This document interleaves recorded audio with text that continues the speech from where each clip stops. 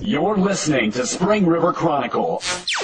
Audio on the go. First National Banking Company. Get checking that pays with Super Plus Checking at FNBC. Highland lawsuit eminent domain. Local family currently in dispute over land. By Lauren Siebert. The city of Highland filed a suit citing eminent domain to acquire land belonging to Pete Riley and Timothy Riley for the purpose of retaining the grant money received for the construction and completion of a city park to be located in Hidden Valley. After purchasing lots on East Lakeshore Drive, the city of Highland realized that, in order to meet the requirements of the grant, they would need more land.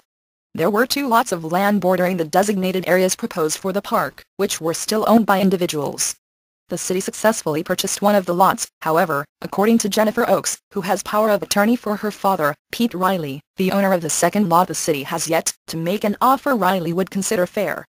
Riley consulted his children, Jennifer and Tim, on the matter, and decided he would not accept the original offer from the city, which was based on an appraisal made in 2008 for the value of $2,286. Riley initially told the city he would take $3,500 for the property, as he had made improvements to the land. After the city of Highland raised their offer to $2,500, Oakes told the city on November 8 that Riley would settle for $3,000. I called the mayor on the 8th of November and talked to him about settling for $3,000 and it being done, Oakes said. He said he'd call me back. He had to talk to whomever and figure out what was going on. The next time Oakes heard from the city was when she was notified of the city's lawsuit against them. I never heard back from him, and on the 10th, an officer came but Tim wasn't here, so he gave it to us on the 11th, Oakes said. Apparently they had filed 2 days after I talked to him. Court records from Sharp County Circuit Court Clerk Tommy Estes confirmed that the application for condemnation in eminent domain was filed by the city of Highland on November 10. Although Highland City Attorney John Abeal had reportedly claimed he had records the land had been purchased for $500 by Riley, that information turned out to be false. According to Oakes, he has purchased land in the past for back taxes, however this was not one of those lots. This land was bought from an individual a while back. Oakes said she also had a legitimate issue about the location of the park, as it was in an area where there had been problems with crime. She voiced concerns with children using the park as an after-hours hangout or taking part in illegal activities. According to Mayor Richard Smith, the park would be patrolled more heavily in the evening than throughout the day, and be well lit, adding he had plans to keep the park clean and safe. Smith also said he viewed it as an opportunity to expand and improve the neighborhood. Currently the status of the city's lawsuit is undetermined. In a telephone interview, Smith initially stated a lawsuit had never been filed, and that the Rileys have accepted the offer of $2,500. According to Oakes, she accepted the offer only after the Rileys had been served with a suit for eminent domain on November 11. According to Oakes, she has no knowledge of the suit being withdrawn and has yet to be notified. Without a signed agreement, Tim Riley has since filed a motion for time, on November 21, in order to seek professional advice on the appraised value and description of property. When informed that court records show there was a lawsuit filed by the city of Highland versus Peter and Timothy Riley on November 10, Smith said it was no longer valid. It has been withdrawn, Smith said, or was supposed to be withdrawn as of the 22nd or 23rd of this month. You're listening to Spring River Chronicle. Audio on the go. First National Banking Company. Get checking that pays with Super Plus Checking at FNBC. TV show to begin filming in Hardy. The new program, A Deal You Can't Refuse, will be similar to American Pickers, featuring a hunt for hidden treasures. By Lauren Siebert. A new television production beginning filming in Hardy in December will feature some of the area's hidden treasures. The program, A Deal You Can't Refuse, was created by local inventor Randy Jack and Phil Contursi, owner of Product Productions, a television production company from Chicago. A Deal You Can't Refuse is based on an idea similar to American Pickers. However, the idea is to show viewers not only the items sold but where, and to whom. The big drawback of Pickers is you never really know what happens to the stuff after they buy it, Jack said. We're going to sell this stuff on the spot so the viewers can see, Jack continued. They bought it for this is what they got, here's the person that bought it and here's what they're gonna do with it. As the old adage goes, one man's trash is another man's treasure. We want the unusual cool stuff that people have just laying out in their yards, or something they don't use, Jack said, where we can take it back to Chicago and let someone else find and reuse and recycle in a way, turn it into art so to speak. To give an idea of what an episode might be like, Jack gave some examples. A truck grill that someone has laying in a pile of iron, Jack noted. Someone might take that and puts it in a sports bar and use it again. That's the kind of things we're gonna really be looking for. Whether you're a little boy or a little girl, everybody's a treasure hunter, Jack said. The idea for the show came from Jack and Contursi's visits in Chicago. Phil and I are very close friends, almost like brothers, so when we would get together we would start talking. We both have an interest in old and unusual objects, Jack said. We would go into buildings or alleys to see what we could find. He would see my enthusiasm and knowledge and play off it.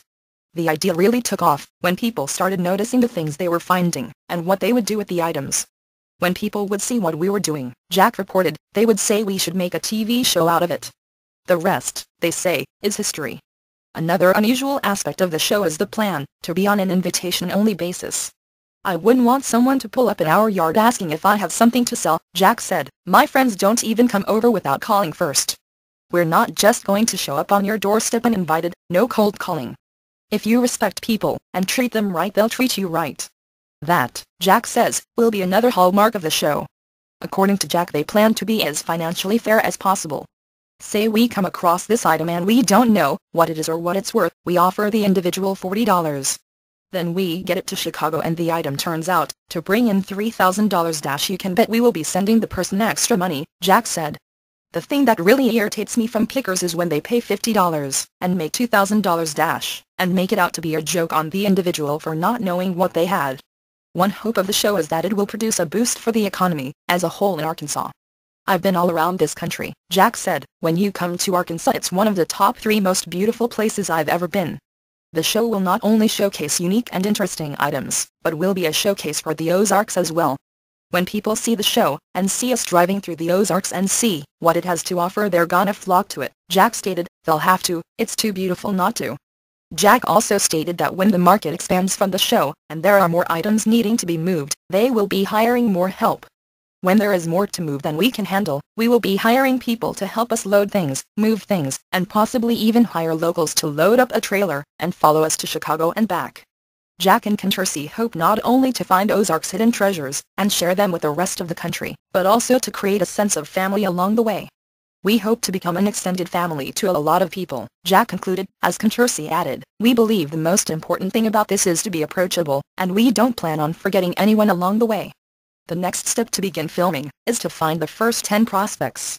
For anyone interested, Jack and Contursi would like to make a deal you can't refuse. If anyone reads the article and they have a farm they would like us to come out and look at and see an item, email us. We'll come out, see what's there, and if there's an item of interest we'll come out and film the pic and put them on TV. If you have a remarkable story or something interesting, they can be reached by phone at 870-710-1779, or by email at adilucantrefuse@gmail. You're listening to Spring River Chronicle. Audio on the go. First National Banking Company. Get checking that pays with Super Plus Checking at FNBC. Traffic stop leads to firearms charge. Spear also charged with possession, and stolen items were recovered. By Lauren Siebert. Law enforcement received a phone call on November 25, reporting that a blue Dodge Durango driven by Michael Patrick Spear, wanted on several warrants, was at the Red Mule convenience store on Highway 62-412 with stolen items, and that there was a weapon in the vehicle with him. When Highland police officers approached the Red Mule, they observed the vehicle leaving and making an abrupt turn into the Dollar General parking lot. The officers conducted a traffic stop on the vehicle, and identified the driver to be Spear. Spear was taken into custody and asked if he had stolen property in his possession, and where the firearm was. Spear replied that he had no stolen property, and that there was no firearm in the vehicle. Officer Jeremy Stevens then approached the passenger side of the vehicle, and identified the passenger as Amber Beach. Beach then told Officer Stevens she had noticed a gun near her feet, and when she saw blue lights she put it in her purse. Officer Stevens retrieved the firearm, which was a loaded .25 cal pistol. Stevens advised Beach of her rights, and she stated she had freaked out when she noticed the lights, and had grabbed the gun and hid it in her purse. Both Spear and Beach had prior felony convictions. When asked why he had lied about the gun, Spear advised he would cooperate with police and that Beach knew nothing. Spear said he had placed the gun in Beach's purse. He also said he had obtained the gun from a drug dealer, who he later identified as Ray Ray, who had asked him to make the gun disappear. A 50-inch plasma screen TV was also discovered in the vehicle. Spear then said he could turn over some bigger deals for Stevens, like a dealer trafficking $20,000 of meth a week, if he would work something out. Constable Michael Orash assisted in searching the vehicle, where they found several pills, a spoon, syringe, jewelry, tools, knives, coins and the television set. Beach claimed she knew nothing about the things found during the search of the vehicle, even though some of the jewelry was found in her purse. At that point, Beach was taken into custody. Spear became upset and advised he would not cooperate with police if Beach was arrested. Spear, Beach, and the backseat passenger, identified as P.J. Dunkel, were taken to the Sharp County Sheriff's Department. Spear received misdemeanor possession charges in addition to this felony charge. The investigation later concluded that the property was in fact stolen, and is being turned over to the proper jurisdictions. You're listening to Spring River Chronicle. Audio on the go. First National Banking Company. Get checking that pays with Super Plus Checking at FNBC. Special Christmas Shop. Spring River Adult and Child Services to open special Christmas shop.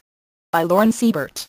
Spring River Adult Child Services will put their special Christmas shop for children into operation December 19 through 23, in the hope of helping families in the community have a better Christmas. The Saks Special Christmas Shop first began in 2005 with the intention of helping Sharp County adults who did not have the financial resources, or who were unable to qualify for other programs such as Angel Tree, to buy Christmas presents. In the Saks shop, the family is given special Saks dollars to purchase Christmas items in the store for children in the household. We have found over the years there were children in the community in Sharp County who did not receive gifts, Mary and Yago said, so we had decided we would start what we call a special Christmas store for children who fell between the cracks. They were not on the Christmas tree or Angel Tree, and they were not getting any assistance from anywhere else. Any family interested in registering for the special Christmas shop may do so at the Saks thrift store. The form is to allow Saks to check and make sure the applicant is not receiving assistance elsewhere. What we do is we have people register for it and we get the list of people who are on the Angel Tree, Yago said, to make sure they aren't double-dipping. We'd found in the past there were people who were.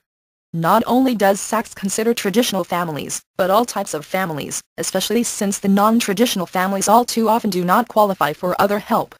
We were also thinking of grandparents who were raising grandkids or great-grandkids, aunts and uncles or neighbors who knew of a family who needed a coat and weren't asking for help, things of that nature, Yago said. According to Yago, donations are made through the year by different organizations and individuals specifically to help fund and fill the Christmas store.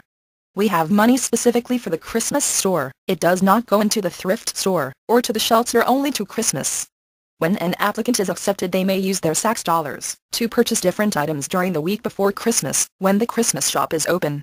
We did our shopping last weekend and we will price these items, Yago noted. If you have a child between newborn and 18, all gifts are unwrapped, and all have a dollar value on them. You can take that money and buy that gift.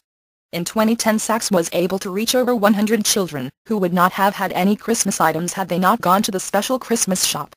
I don't want any child to go without a gift, or a coat, or a pair of jeans, Yago said. Christmas is a time for hope and we are here to show people there is hope in a community that loves each other.